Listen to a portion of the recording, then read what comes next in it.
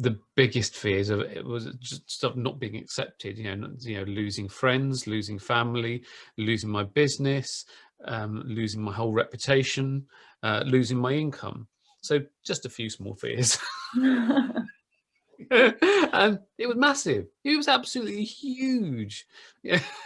um, so the way that I overcame, and of course the other thing was my photography and video business was and still is named after my old male name, Martin. So it's called Martin Neeves Photography and Film.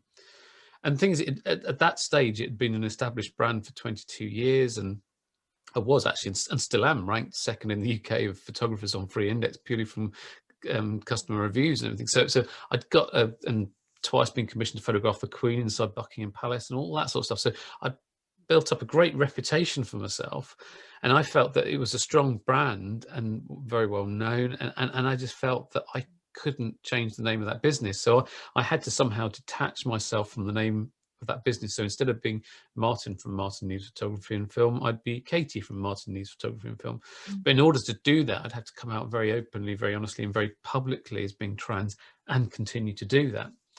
So what I did was I made a coming out video, and I put it on all my social media, and I sent it to all my clients. And it's such a risk. I mean, you see, if you have a look at my website, it's on there. It's just, oh God. And you can see how all red-faced I was and how stressed I was, and sort of red-eyed, and it was just, I was so nervous of doing this. I was so fearful of coming out.